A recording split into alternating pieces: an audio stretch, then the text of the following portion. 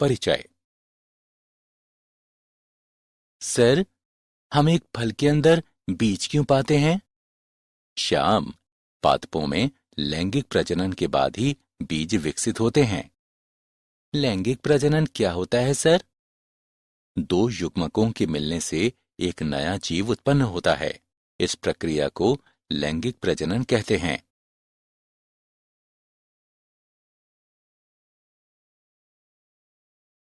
Sir, पादप का कौन सा भाग लैंगिक प्रजनन में हिस्सा लेता है? बेटा, पुष्प पादपों के लैंगिक अंग होते हैं, इसलिए ये लैंगिक प्रजनन में हिस्सा लेते हैं। ये सुंदर पुष्प फल और बीज के रूप में कैसे प्रजनन करते हैं? ठीक है, आओ हम पुष्पीय पादपों में लैंगिक प्रजनन के बारे में विस्तार से जानते हैं।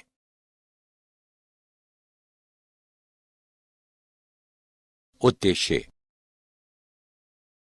इस पाठ के अंत में आप निम्न करने में सक्षम हो जाएंगे।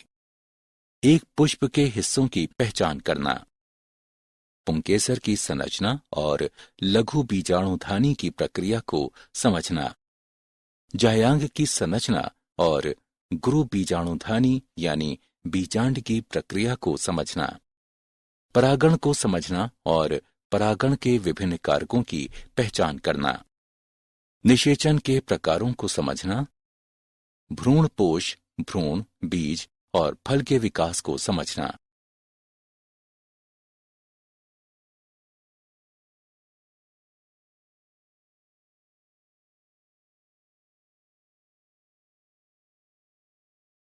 पुष्प के हिस्से। पुष्प अंगों की तीन प्रमुख श्रेणियां हैं। प्रजनन अंग मादा, प्रजनन अंग नर और गैर प्रजनन अंग। प्रजनन अंग मादा, अंडप या स्त्री केसर, वर्तिकाग्र, वर्तिका, अंडाशय, बीजांड। प्रजनन अंग नर, पुंकेसर, परागकोश, डंठल तंतु यानी फिलामेंट, पराग। गैर प्रजनन अंग पंखुड़ी यानी दलपुंज, रस यानी वाहिदल, टेपल्स।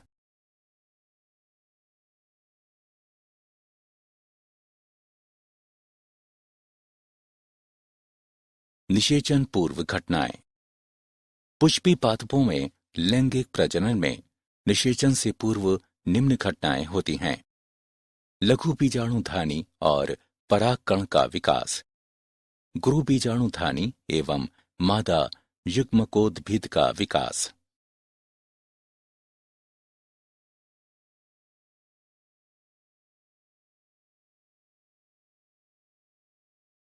पुंकेसर और परागकोश की संरचना।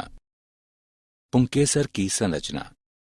पुंकेसर में लंबा एवं पतला डंठल तंतु यानी फिलामेंट तथा द्विपालिक संरचना परागकोश होती है। परागकोश की संरचना। द्विपालित परागकोश, दो कोष्ठ होते हैं। परागकोश में 4 विवर या लघु बीजाणुधानी होते हैं, जो परागपुटी यानी पोलन सेक्स के रूप में विकसित होते हैं।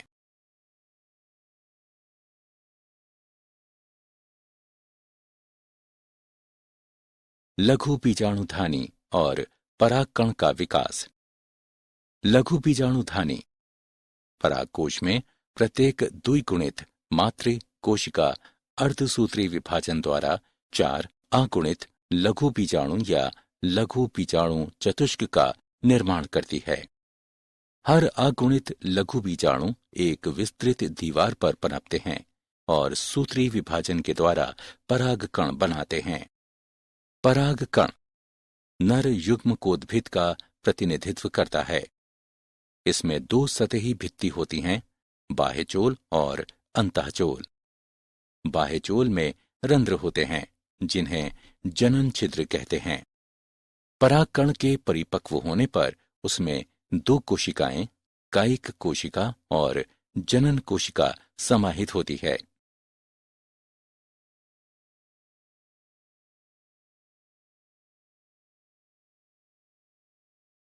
जायांग और बीजांड की संरचना। जायांग। जायांग स्त्री जनन अंग का प्रतिनिधित्व करता है।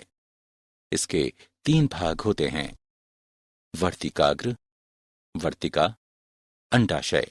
इसके अंदर एक गर्भाशयी कोहा यानी कोष्ठक होती है, जिसमें एक एक अपरा यानी नाड स्थित होती है।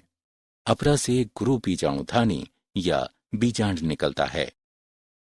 बीजांड एक अध्यावरणी गुरु बीजाणुधानी है। इसमें बीजांड काय होता है, जो 1 या 2 अध्यावरण या संरक्षक आवरण से घिरा होता है। बीजांड के अंग: बीजांड वृंत, हाइलम यानी फेनिकल, संधि रेखा यानी रेफ, बीजांडकाय, भ्रूणकोश, अध्यावरण यानी एंटीज्यूमेंट्स, बीजांड द्वार यानी माइक्रोपाइल और निभाग यानी कैल्चा।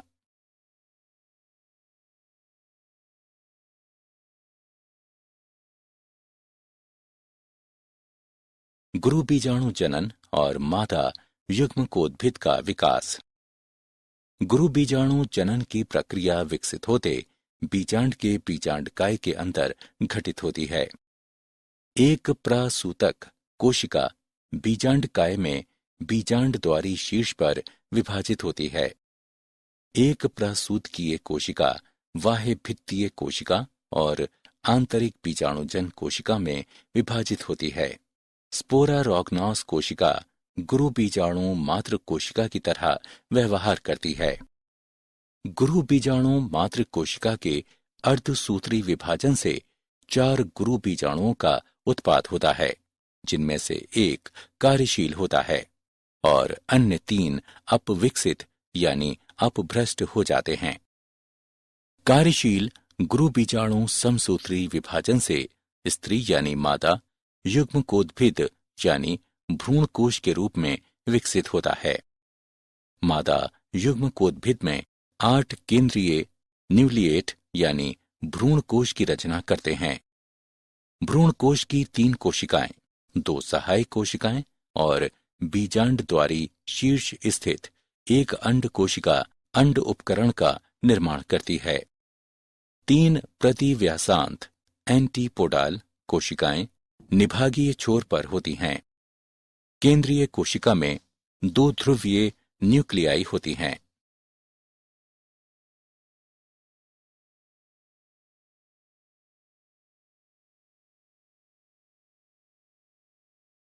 परागण।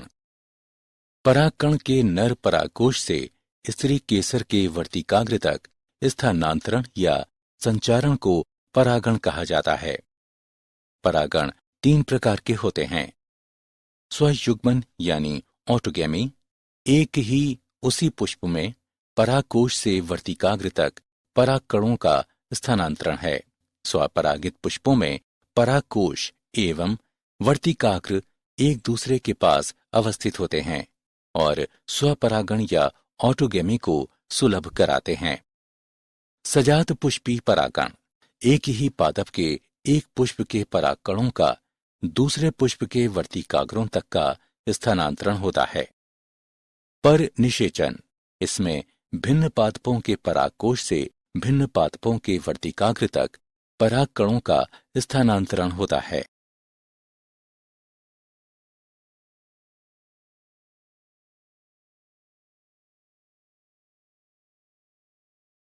परागण के अभिकर्मक या कारक। परागण अभिकर्मक ऐसा कारक होता है जो एक ही प्रजाति के पादप के पुष्प में पराग को नर से मादा के प्रजनन अंग तक स्थानांतरित करता है। परागण के अभिकर्मक में शामिल हैं वायु, जल, कीड़े यानी कीट, तितली, मक्खी, मधुमक्खी और भृंग आदि, चमगादड़, पक्षी और अन्य पशु। निम्न चित्र परागण में सहायता के लिए गुंजन पक्षी की लंबी पतली चोंच और पतली पुष्पीय नलिकाओं का सहविकास को दर्शाता है।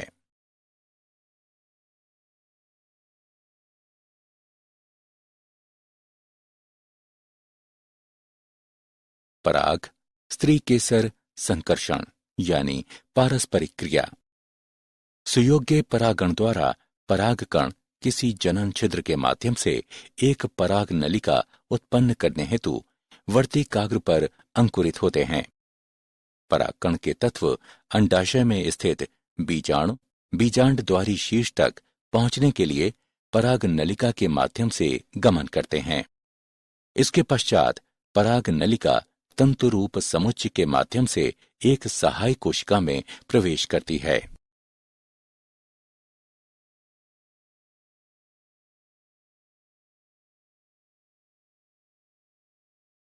दोहरा निषेचन यानी द्विनिषेचन।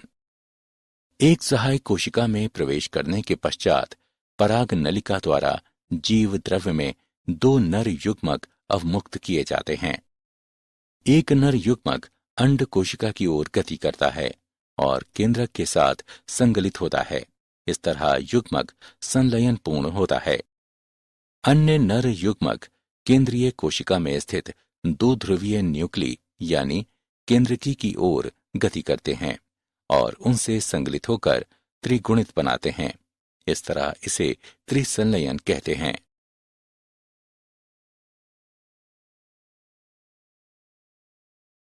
निषेचन पश्च घटनाएं। निषेचन पश्च घटनाओं में शामिल है भ्रूण पोष का विकास, भ्रूण का विकास, बीजांड बीज के रूप में और अंडाशय फल के रूप में विकसित होना। भ्रूणपोष कोशिका बार बार विभाजित होती है तथा एक त्रिगुणित भ्रूणपोष ऊतक की रचना करती है। इन ऊतकों की कोशिकाएं संरक्षित खाद्य सामग्री से पूरित होती हैं और विकासशील भ्रूण की पोषकता के लिए उपयोग की जाती हैं।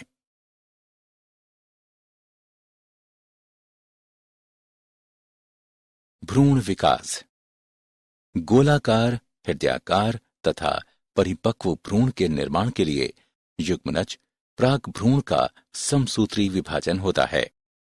भ्रूण की संरचना।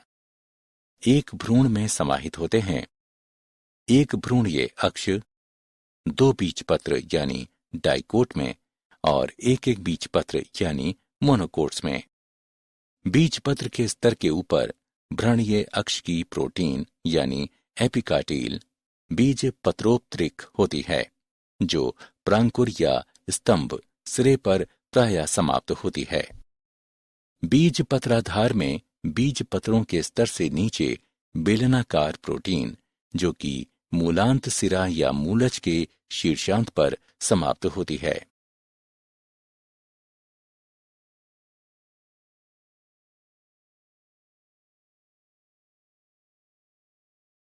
बीज और फल का विकास।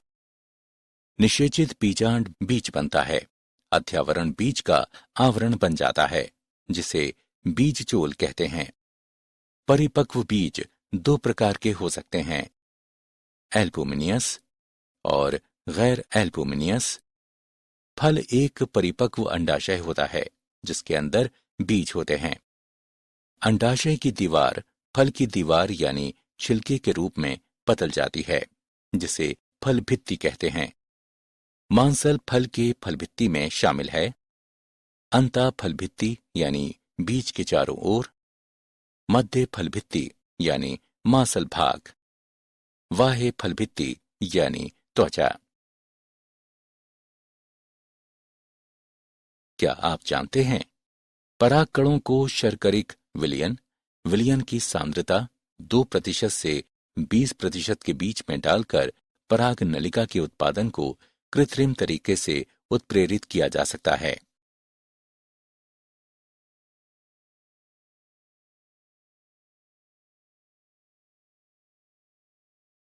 सारांश।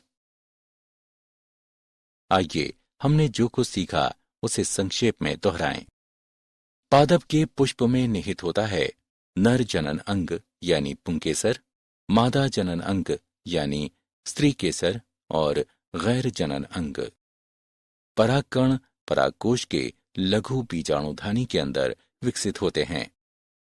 स्त्री केसर के 3 अंग होते हैं, वर्तिकाग्र, वर्तिका तथा अंडाशय।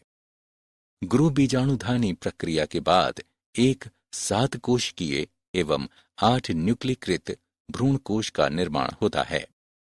परागण एक प्रक्रम है जिसमें परागण परागकोश से वार्तिकाग्र तक स्थानांतरित होते हैं।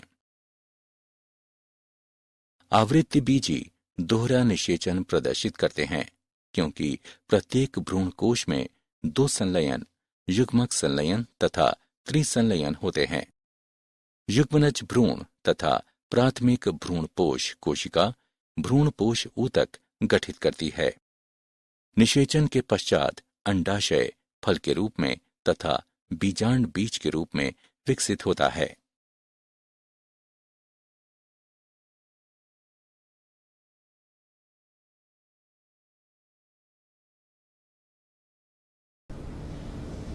हे guys, welcome back to YouTube channel. I am Om Prakash Saini और आज हम जो अनाउंस करने जा रहे हैं वो हमारा व्हाट्सएप नंबर है जिसके माध्यम से हम आप तक विभिन्न प्रकार के आपकी आवश्यकता के अनुसार नोट्स उपलब्ध करवाएंगे।